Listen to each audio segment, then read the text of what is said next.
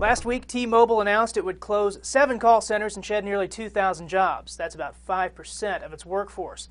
The Wall Street Journal says the cuts may not be over yet. They're hinting that there may be more to come. 5% could just be the tip of the iceberg. They're trying to save a lot of money.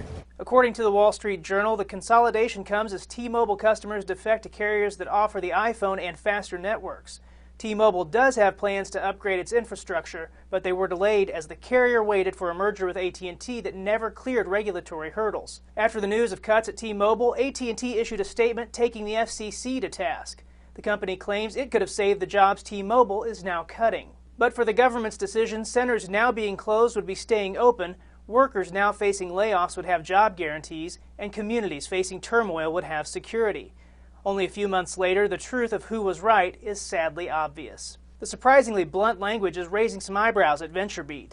It's exactly this sort of swagger and sense of self-entitlement that played a big role in the T-Mobile merger falling apart. From the beginning, AT&T acted like it was doing consumers a favor by gobbling up one of its biggest competitors.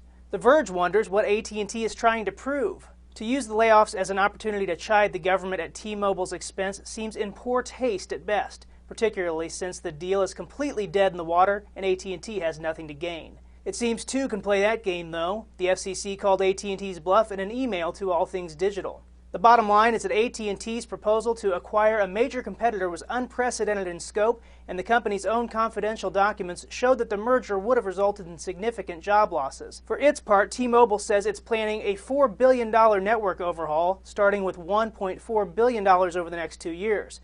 The release doesn't mention the AT&T deal, except to point out T-Mobile will be making good use of the wireless spectrum it got from AT&T when the deal collapsed.